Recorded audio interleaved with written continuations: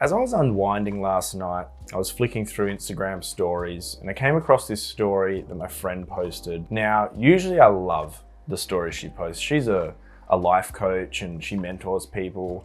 She's full of energy. She's really hardworking. She's just generally a boss. But the story she posted really rubbed me the wrong way and just did not hit home for me. It was this video of this Olympic swimmer who was basically talking about the keys to success. And the big point that he was making is how important it is to not skip small steps on the way to your goals. And the example he used was making your bed every morning. And he was saying that he never misses making his bed, ever. Now, if you've been around the self-improvement space for any amount of time, I know you've heard this one before. I first heard this bit of sort of self-improvement advice in about 2017 when I was working on my own small business. I had 5 or 6 other little projects on the go. I was right in the middle of a university degree and I was just generally in hustle mode with me and a few friends. And I heard this and absolutely loved it. I just thought it was the greatest idea. It was so obvious. Of course you want to make your bed first thing in the morning so you've won that first battle and then momentum's sort of chugging along for the rest of the day. And so straight away, I went, the very next morning, I put it into practice. I jumped out of bed, obviously at 5:30 in the morning, because that's when all productive people wake up, and rolled out of bed, made my bed, and felt really good about myself. I was a little bit tired. It was 5:30 in the morning, as most people are, I think, most normal people anyway. Then I sort of thought, well, what's next? You know, I just listened to, Tim Ferriss's 4-Hour Work Week. And so he was in the back of my mind and I was thinking, all right, well, what would Tim Ferriss do? He would do some meditation or do some stretching or do a little core workout and, you know, have this really complex and sort of productive morning routine. So that's what I went to next. Next thing, straight afterwards, I went and did a bit of meditation. Then I did some stretching. Then I did a core workout. Then I did some visualization. Then I wrote down my goals for the day. Then off we went to the shower because I had a little grooming routine, and into the kitchen to get my sort of high protein meal out of the way. Had to go and get some sun next and then really start to attack the day. But by the time I got through all this stuff, it was 2.5 hours later and I was pretty used up. I was pretty buggered, to be honest. I don't know if that's an Aussie word, buggered. I was pretty tired. And when it came to doing the big tasks for the day, the big business tasks and the big uni tasks, working on those assignments, or even doing like the important bits of exercise in a day, like going to the gym or going for a run, I just didn't really feel like it. Luckily, I had a fair bit of momentum built up already by that point. So I did knock quite a few of those bigger tasks out before the end of the day, but I sort of flopped into bed that night and I was really out of puff. I was totally exhausted. And next morning rolls around, time to make my bed, and I sort of really begrudgingly rolled out of bed at this point because I was just tired from the day before. Made my bed and then it was, all right, I'll try and do some meditation. So I sort of sat there for 10 minutes and nearly fell asleep as I was going through it. Then it was time for the core workout and I just barely made myself do it. And the rest of the tasks that I'd done the day before, see you later. Didn't do them. I just didn't have the energy. I still rolled into my normal tasks and I didn't have the energy, just like the day before. And I think you know where this is going. Day 3, I barely got out of bed and did just 1 or 2 of the tasks, the making the bed and the meditation. Day 4, barely made the bed.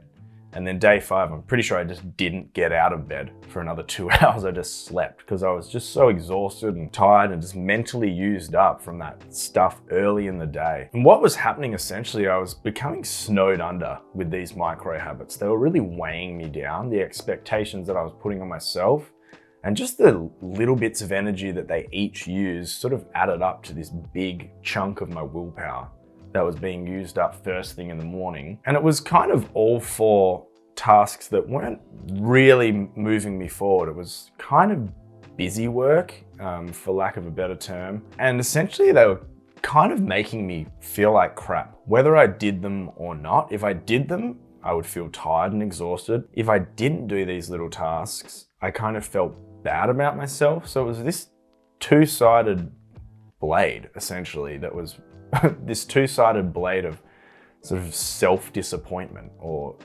self-fatigue that wasn't really getting me anywhere. I was becoming busy, but I wasn't really being effective. What was really happening was I was losing sight of the big tasks that were going to move me forward. What was actually important in my day? What was actually important for achieving my goals? And I think that's the danger of these micro habits and these micro routines, is you can get really lost in the shuffle. And while these routines might work really well for people who have built momentum, or these self-improvement gurus, or these icons that we all follow, for the everyday person, I actually think they can be really damaging. And especially because the people who are giving this advice often forget what it was like at the start. They're so far along in their journey, or they've got so much momentum chugging along that they forget how hard it was to get out of a rut or get going in the early stages. So I think we're kind of arriving at what I wanted the main point for this video to be, and that's to stop beating yourself up over these small habits that aren't really going to move you forward. Don't beat yourself up over whether or not you've made your bed, or whether or not you've done that meditation routine. No habit or routine is worth putting that much pressure on yourself, and it's definitely not worth making you feel like crap. If you are going to put pressure on yourself, make it around the goals and habits that are really going to move you forward, like I've sort of been alluding to earlier in this video. It's fine if you want to make your bed in the mornings or meditate every day, but I'm willing to bet those aren't the things that are going to move you towards your big life goals, the things that are really going to bring you happiness and fulfillment. And now we kind of get into the part where we start to make changes that are actually impactful. So if you're not going to build momentum with these micro habits and small routines, how can you do it? Like I've kind of said already, the first step is to hone your focus and figure out what are the main goals and core activities that are really going to move you forward in life and really going to make a big impact. You want to sit down, probably with a pen and paper, and figure out what these activities are. What's going to move the needle the most on a day-to-day basis? So if it's fitness, it's probably going for a run or getting your butt to the gym. If it's your professional life, it might be sort of developing a new system that kind of helps you move forward or helps routinize a lot of these activities. Take the guesswork out, take the sort of the mental capacity out of it, or the mental work out of it. If it's your home life, it might be spending more time with your loved ones. Choose what these big goals are and then make them the focus of your habits and your routines, and put pressure on yourself around those activities and not the smaller things that don't get you anywhere. Now, once you've figured out what your core activities should be and what your main focus should be, it's time to start building momentum. And the analogy I like to use is the avalanche analogy. So I like to imagine I'm standing at the top of a mountain that's covered in snow, and the goal is to build or create the biggest avalanche, which is essentially momentum. And so what's going to do that? Is throwing a little pebble or a small snowball off going to make a big difference? Is it going to start an avalanche? Maybe, but things are probably going to have to fall exactly right and occur in the exact right order, and the snow probably has to be in the exact right spots, and there has to be a critical mass of snow there. But if I put in the extra effort to push a boulder off this cliff, it's pretty likely to start an avalanche.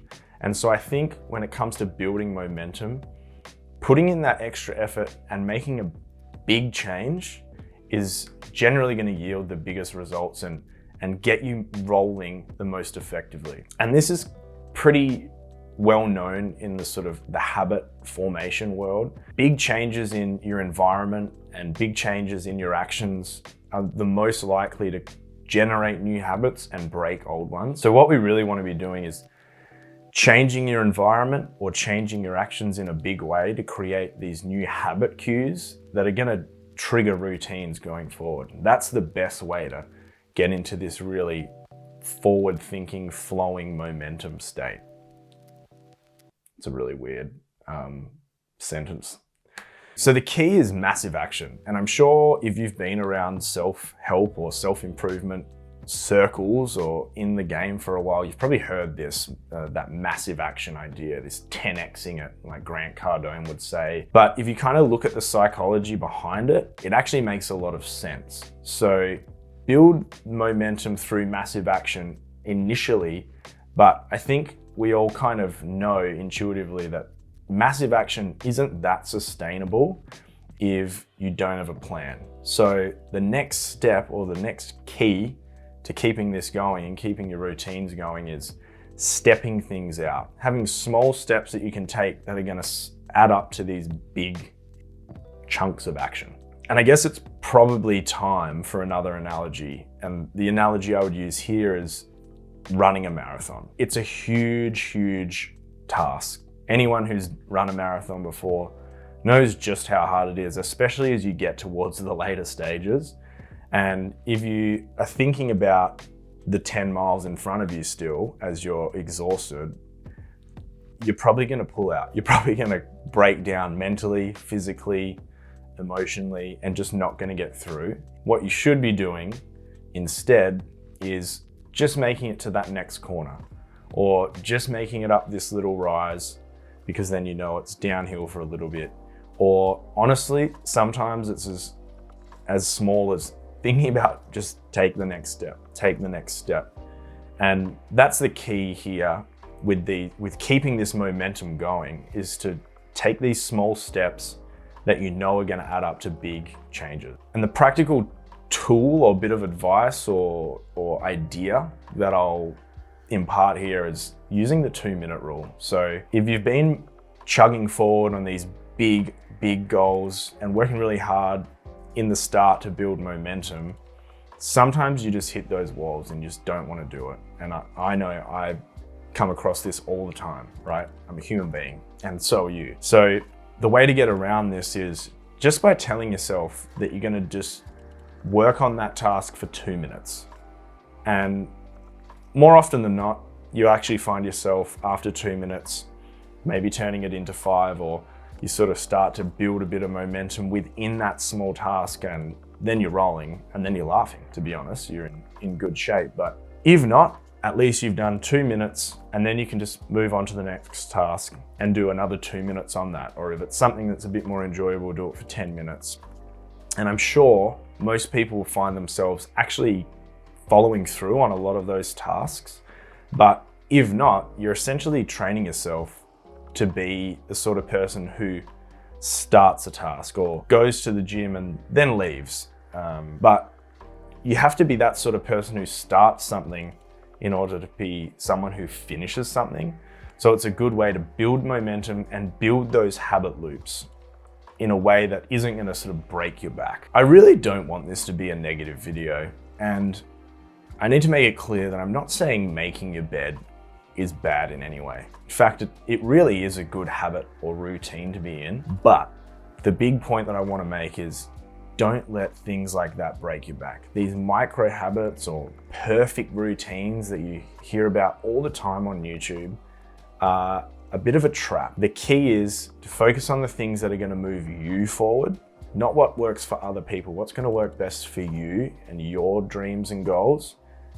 And then once you're rolling, once you've got momentum, start to filter these things back in. I can make my bed till the cows come home.